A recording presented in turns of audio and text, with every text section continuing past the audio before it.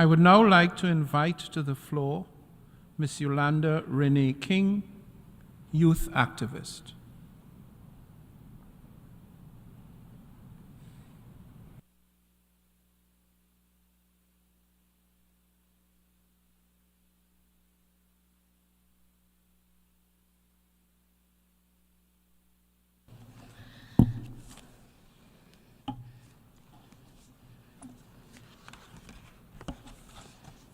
Good morning. Thank you for introducing me. I would like to express my gratitude to the President of the General Assembly, His Excellency Dennis Francis, for the invitation. It is a great honor for me to join you in commemorating this International Day of Remembrance of the victims of slavery and the transatlantic slave trade. I stand before you today as the proud descendant of enslaved people who resisted slavery and racism. Like my grandparents, Dr. Martin Luther King Jr. and Coretta Scott King, my parents, Martin Luther King III and Andrea Waters King, have also dedicated their lives to putting an end to racism and all forms of bigotry and discrimination. Like them, I am committed to the fight against racial injustice and to carrying on the legacy of my grandparents who championed social justice and equality. I am here today inspired by my grandparents to be a change maker, to make the world a better place, and to help realize my grandparents' dream. I am a proud youth activist. I am dedicated to confronting issues that challenge our world. It is up to all of us to make the world a better place. And I use my voice to encourage young people to get involved, to get informed, and to do whatever they want to make some change. I am appreciative of the opportunity to observe this day with you, as it serves as an important reminder of the transatlantic slave trade and the suffering that arose from it. As a descendant of enslaved people, in the family trees of both my father and mother, my ancestors were among the lucky ones who survived. March 25th is a day of reflection to remember the millions of men, women, and children who suffered and perished as a result of slavery. We are here to honor the estimated 7 million enslaved people who died aboard ships, making it one of the darkest chapters in our world history. Earlier this morning, I visited the Ark of Return, a powerful memorial that offers an opportunity to reflect on the legacy of slavery and the transatlantic slave trade. It was a deeply moving and thought-provoking experience, equally memorable as my first visit back in 2019. The tour reminded me that my grandfather wrote about the historical legacy of slavery in his letter from a Birmingham jail. His writings are an eloquent summation of the slavery experience in the US. It also provides a compelling testament to the faith and commitment of the victims of slavery and their descendants to rise up and claim their humanity while making their voices heard.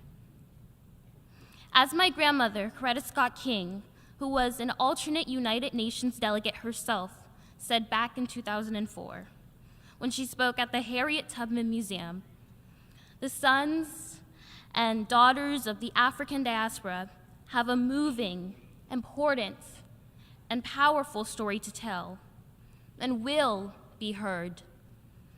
And then she went on to say, our African ancestors came to these shores in shackles, and we were brutalized, oppressed, and suffered unspeakable cruelties for centuries. But we had something our captors could not destroy, try as they did. We had a mighty spirit that somehow overcame this terrible legacy and found noble expression in our arts and our creative efforts in every field of human accomplishment.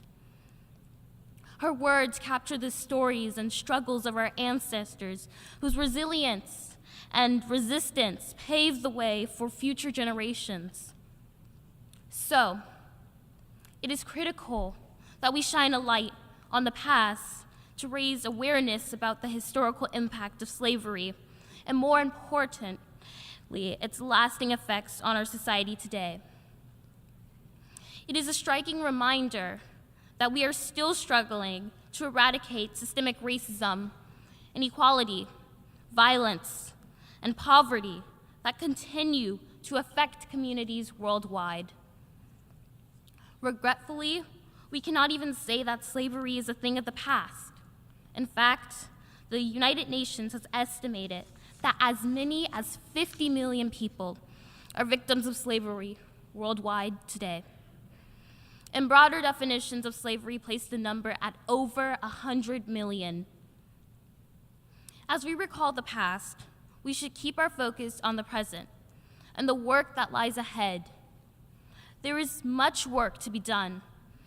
Regrettably, we are still fighting the same challenges that my grandfather gave his life fighting for, and that my parents have dedicated their lives to resolving. Silence is not an opportunity for my generation. We must continue combating racism, prejudice, and discrimination in all forms by reaffirming our commitment to promoting human dignity, equality, and justice for all. My grandfather had a dream, not just for the United States, but for making the entire world a better place.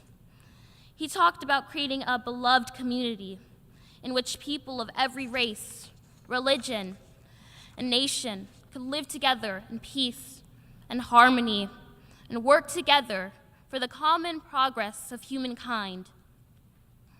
In his last book, Where Do We Go From Here?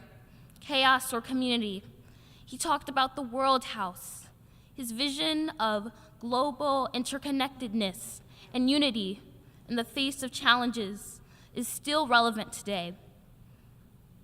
His dream resonates deeply within me.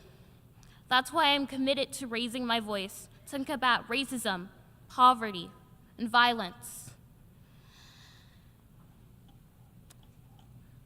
While my family and I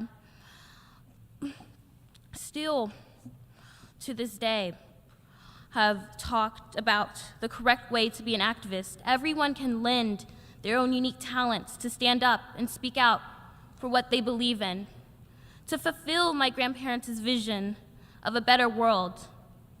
I call on young people to lead the way. We must connect via the internet and organize across national boundaries around the world.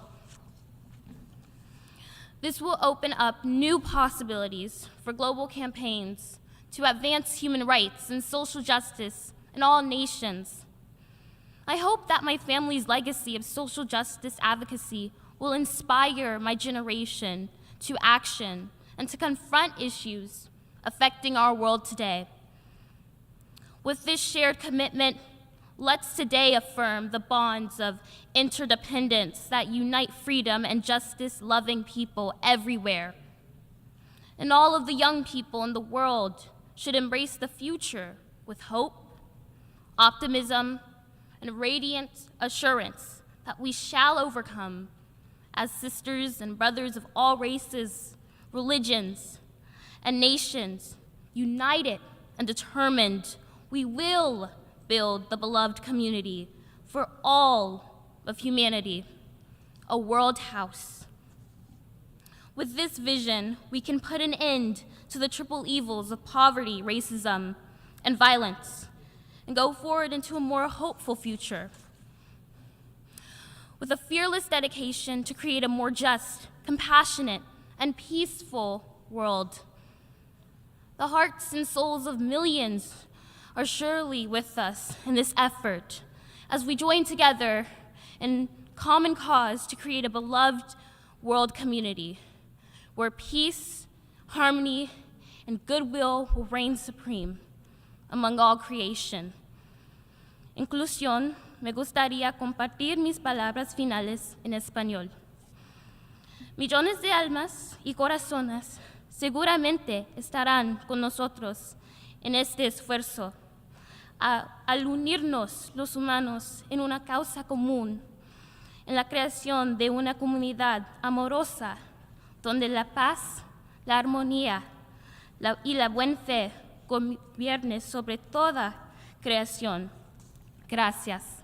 Thank you.